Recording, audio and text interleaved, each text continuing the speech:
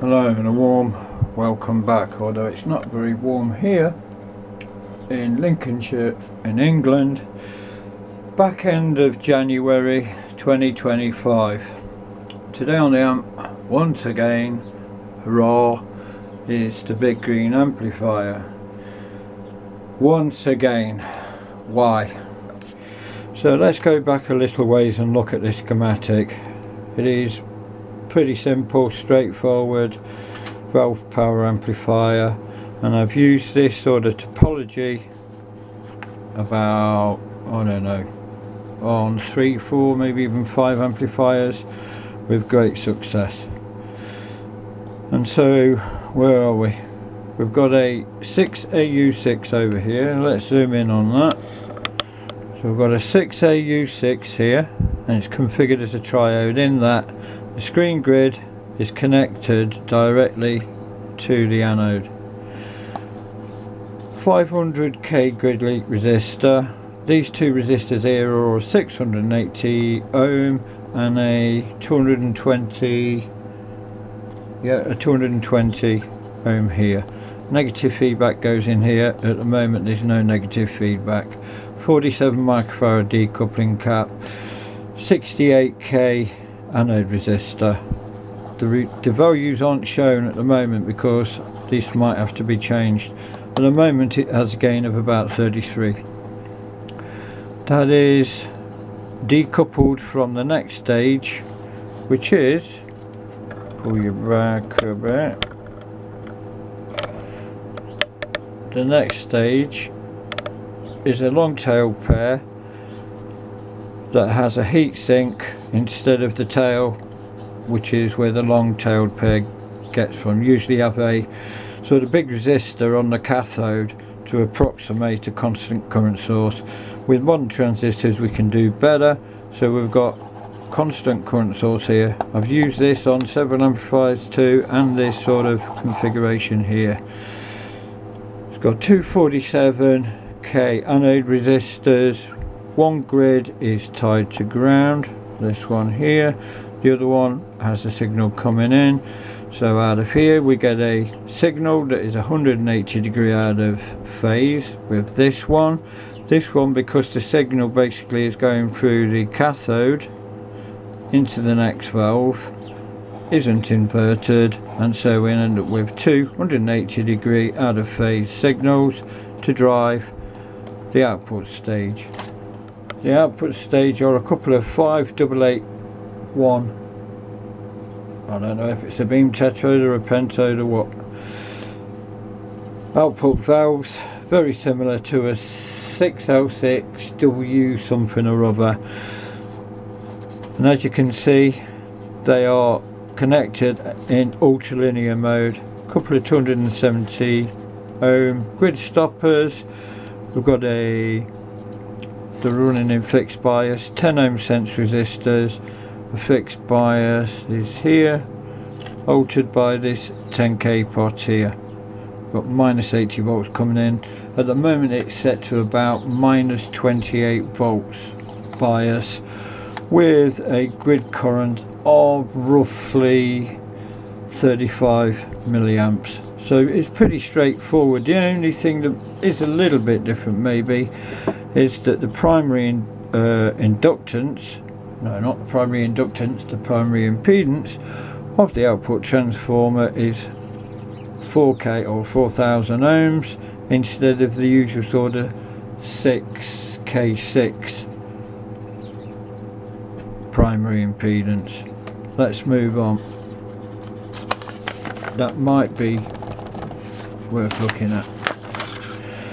This is the tone control. So this amplifier is really crazily complicated, and so what we've got on here, we've got a tone control, solid state tone control, based on Rod Elliott's hi-fi preamp design. We've got a buffer coming in. This is a tone section, and then we've got a buffer going out. These are just the coupling. This here represents the coupling of every op amp on that tone control. And then here, all this is a VU meter driver. So we get a signal coming in, and that drives our VU meter. Lastly, an unfinished, not labelled power supply schematic. It's unnecessarily complex because the amplifier has evolved over a period of time, and I've had to use at least three, I've had to use 3 mains transformers instead of 1. Got one actually 4. We've got one mains transformer there, that's just for a split rail power supply, regulated power supply for the tone control and VU meter driver. This is our main HT power supply here. This relay here goes across a resistor here, so this is a soft start mechanism. It just keeps the HT voltage down a bit until the heaters warm up. And then we've got a couple of 700 microfarad capacitors in series, basically because I've just got a load of the buggers. We've got some equalizing discharge resistors here, 180k, 20H choke, blah de blah de blah. And here is just a potential divider, and that is because our heaters for our 6AU6 and 12BH7 are elevated. And then we've got a bit of malarkey here, and basically all this is, that's the circuit for the delayed start, which I need to look at and might even get rid of. And then this is a very simple bias supply, 470 microfarad capacitors. We've got a CRC filter that gives us about 80 volts minus 80 volts rock steady power supply for our bias and our constant current source on the long tail pair. So why am I still looking at this friggin' amp? It's doing a few things that are weird, and this one is really weird. Alright, so I was testing its frequency response so that I could set the negative feedback and hopefully improve the frequency response, noise, etc. The bright pink trace is open loop before any negative feedback. So we're 3 dB down at about 20 Hertz, and we are about 3 dB down at 47. Is that right? 1, 2, 3. Yeah, we're about 3 dB down at 47 kilohertz. Well, however, when I applied negative feedback, our low frequency improved. That went from 3 dB down at 20 Hertz to 1 dB better. However, as you can see by this black trace here, the high frequency response got worse. Well, I have never seen that on all the amps I've tested, and I bet I've tested quite a few amps, and I must have done about 1,000 frequency response tests. Never seen that. Yes, so as you can see, that is wrong, so I've been trying to find out why. This is a frequency response that I did, I can't remember which, like an idiot I didn't label it. But this is the sort of thing you usually get. So say this is the open loop, this red one. So that's our open loop frequency response. When you apply negative feedback, this is what you usually see. You see it getting a lot better, low frequency wise and high frequency wise. So you can see on this amplifier, this line here is our 3 dB. So whereas on the red trace it was 3 dB down at about 40 Hertz, 3 dB down at about 15 kilohertz, with negative feedback applied, we were about 1.5 dB down at 20 Hertz and we were about 3 dB down at 38 kilohertz. That's what we should have seen with this BGA, big green amp. My first thought was that there was some phase shift at high frequencies, meaning that by the time like it got to about 20 kilohertz ish, 12 kilohertz, you know, up to about 20 kilohertz, that the phase shift had moved in such a way whereby it wasn't negative feedback anymore, it was positive feedback or something. And so I spent about a month messing about trying to measure the phase shift. And because I didn't have a dual trace plugin, which I do now have, I tried to do it with Lysergic figures, and that didn't work because the scope isn't, I can't get it calibrated, in other words. I didn't know what I was looking at. Oh, and without any sort of device under test, I was seeing a lot of phase shift on the screen. So that didn't work. So I fixed this dual trace plugin, as you saw on a video a while back. Tested it, can't find anything wrong. So now I'm left sort of scratching my head and thinking, what the fuck? And so what I'm going to try is I'm going to try it in pentode mode. I'm going to try putting a different load on the secondary instead of 8 ohms to see whether that makes a difference, and a few other bits and bobs.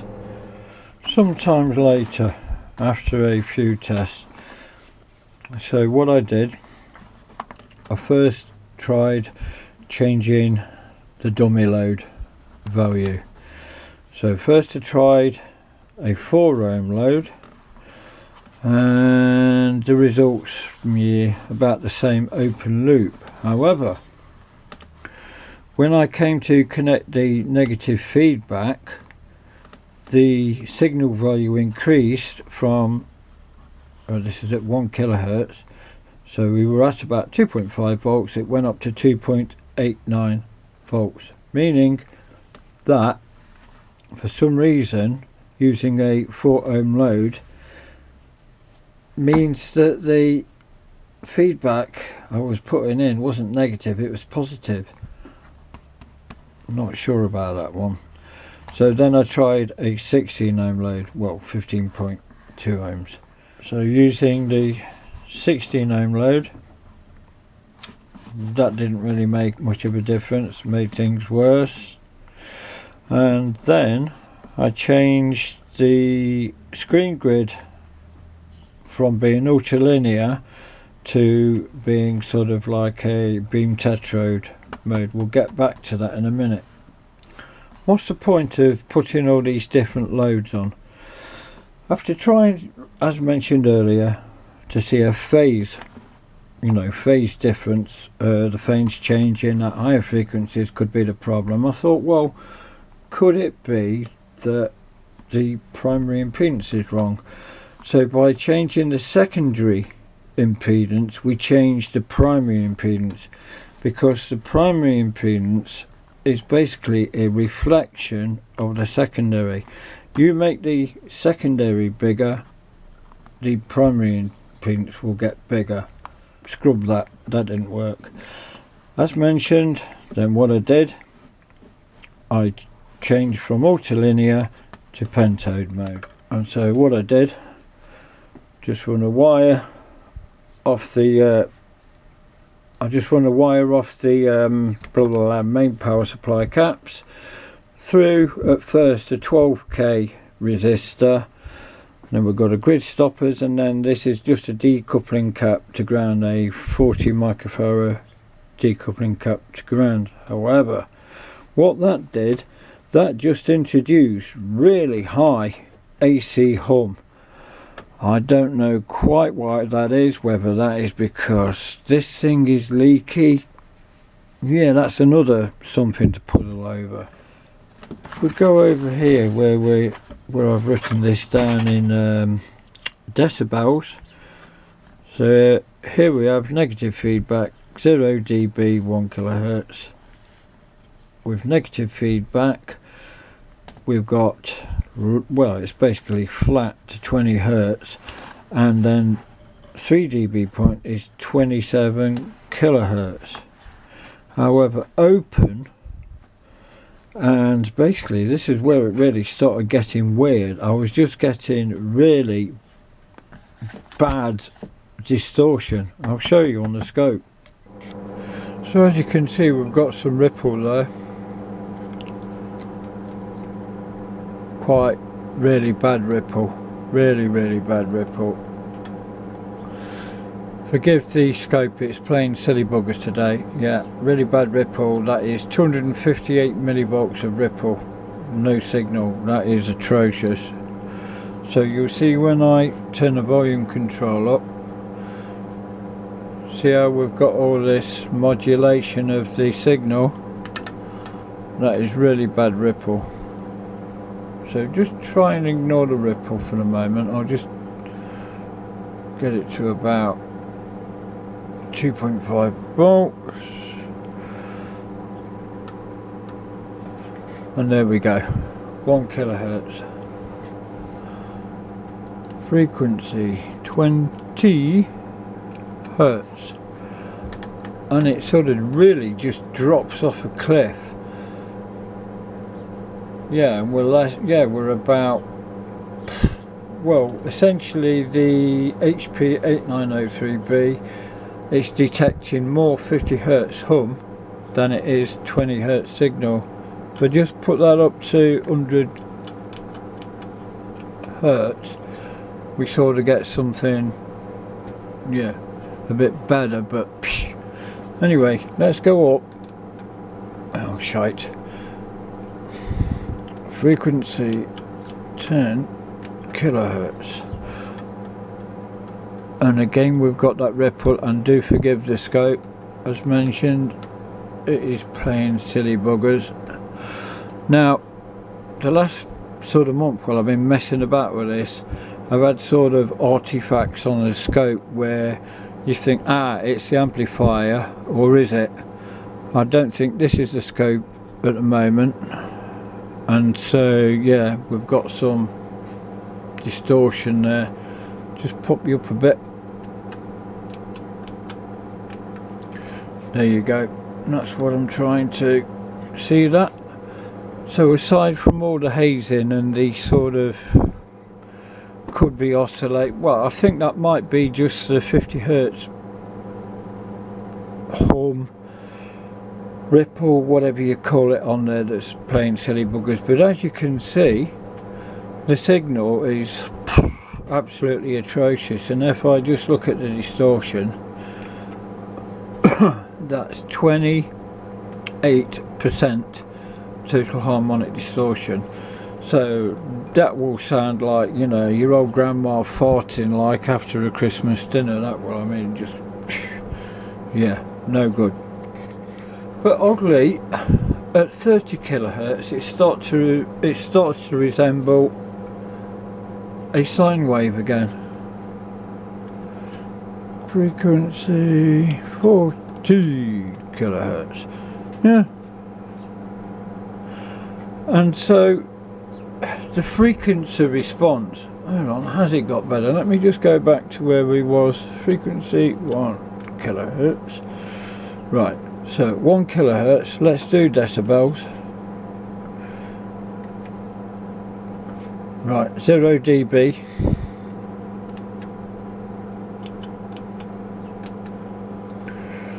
We're down 0.5 dB at 10k. We're down 0.6 dB at 20k.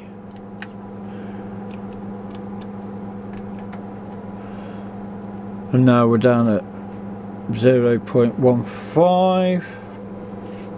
And this is without any negative feedback. Let's just connect the feedback. Negative feedback. Let's just go back a minute. Un momento, por favor. And as you can see, with negative feedback, It's just loads of oscillation all over the damn shop. It doesn't know whether it's coming or going, or whether it's Friday or 3 weeks next Tuesday. Just make sure I'm not, yeah, 1 kilohertz.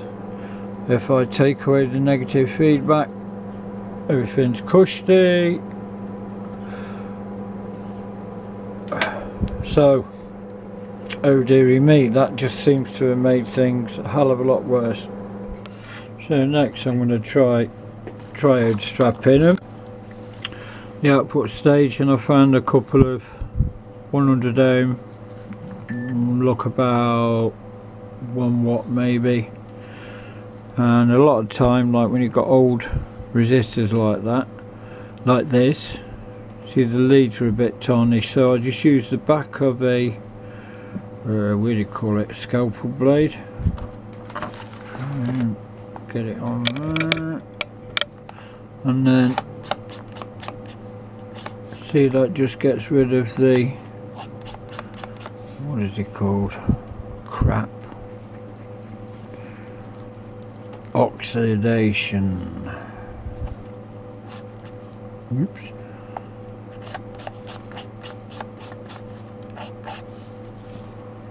So I have to do that for quite a few resistors for some weird reason. You do get it with capacitors a bit, but yeah, it seems to be mostly resistors. Why that is will remain probably one of the mysteries of the universe. Before I solder any component into, you know, an amp or whatever, I always pre-tint the leads a little bit, and it just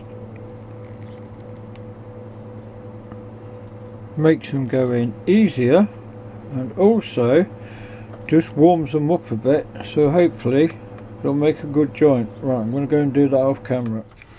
Before I power the amp back up, these are our two 100 ohm resistors here, going from the anode to the screen grids, and I thought we'd go and have a look in the control room.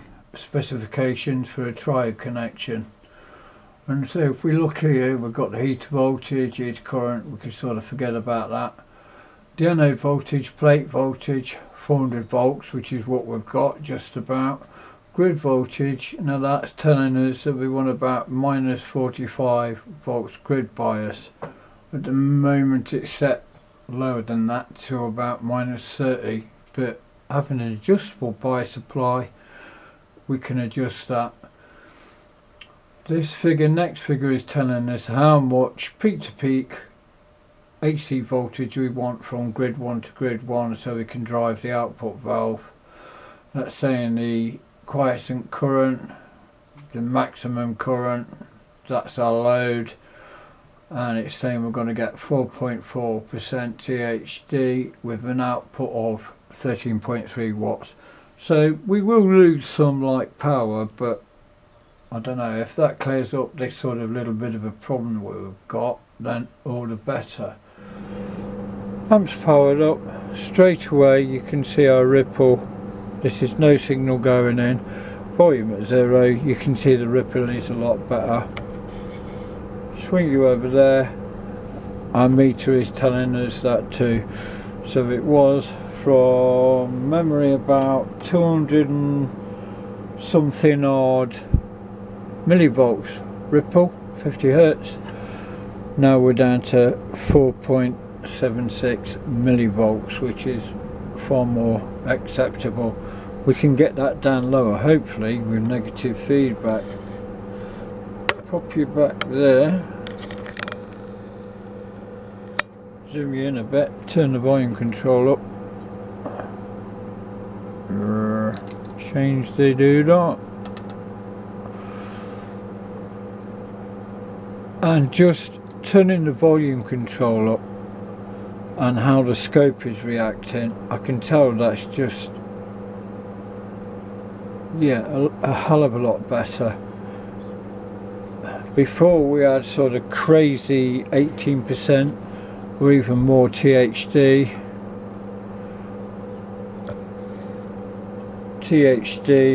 Oh, you can't see. THDs are more acceptable, 0.3%. Let's try and make that big as the screen so we can do a quick frequency response test. So where we got there, 3.19. Let me just write that down. 1K 3.19B 20 hertz.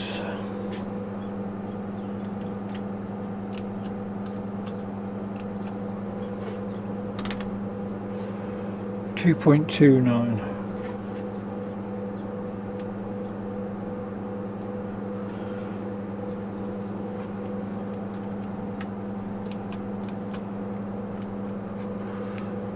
kilohertz. Oh, doesn't that look loads better? 100 bleeding percent, 2.2 volts RMS at 20k.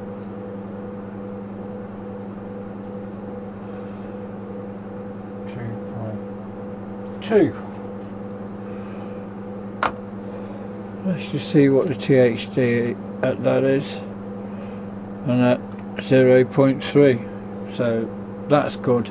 Sometimes what you find is if a amp's being a bit, well, just not set up right or whatever, you'll find that the harmonic distortion goes up the higher frequency you go. Right, let's bung some negative feedback on there and see what it does. It should just go down. There we go. Fantastic. We're not getting any oscillation. We just bang it back down to 1K. So now we've got to go back up because it's dropped down. We need to set it back at where it was. Our center frequency is 1K, so we need to set it to 3.19.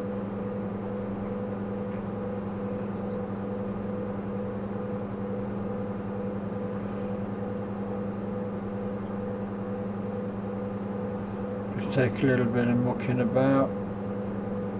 That'll do. 3.20.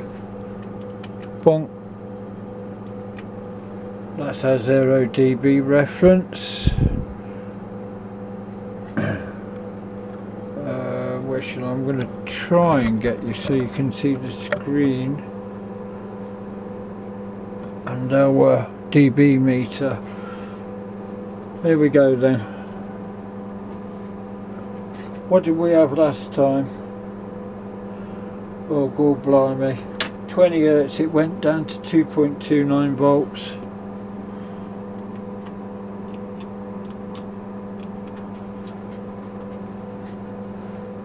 We don't know what the voltage is, but that's gone down 0.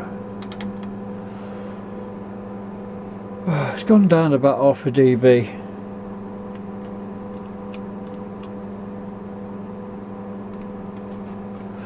Well, as you can see from the scope screen.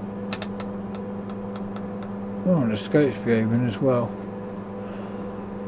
Right, that is gone down 3.5 dB. Which ain't good, so I still think we've got this bloody problem with it going down with negative feedback. You see, the thing is, this isn't really a problem with this particular amp because it's got a tone control, so I can just stick the tone control in and bung it back up.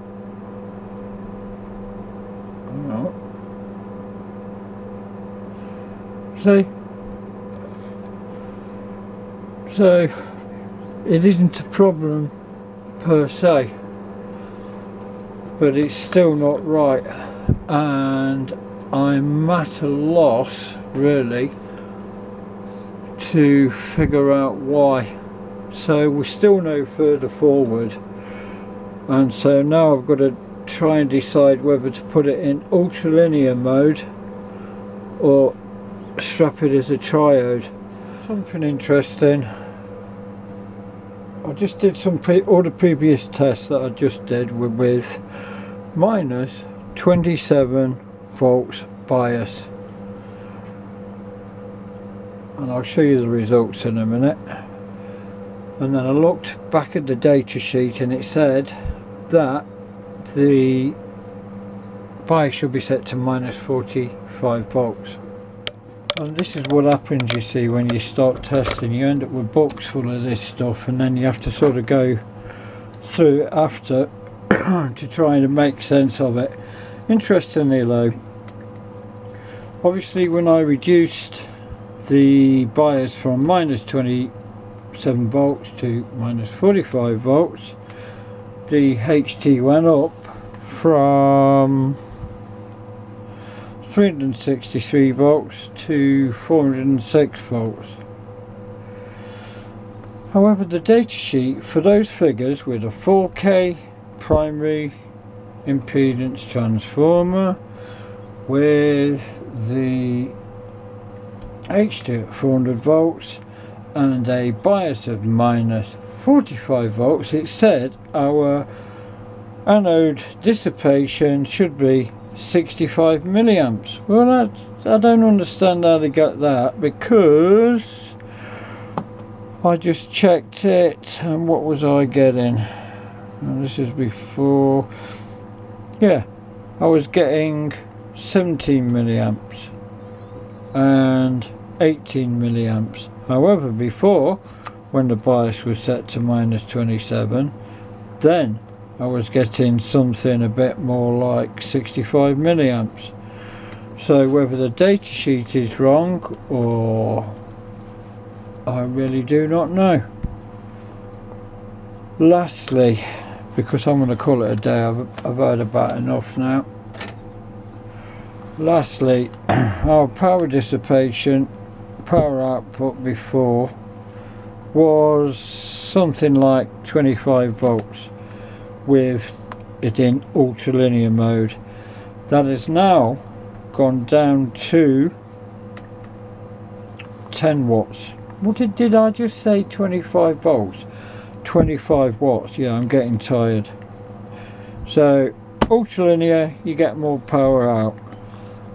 Triode, less power, and we've still not solved the high frequency issue. However, I've about had enough for today, and I've had about enough for this one pissing about with this. I have other things I really need to be getting on with. Apply some negative feedback, keep them in triode mode, and then I'm going to go and have a listen to it and see what it sounds like. And then I'm going to put it aside for I don't know how many weeks or whatever, and maybe come at it fresh like another time. So I'll bid you adieu. Thank you all very much for watching. Take care of yourselves. Ta-ra for now.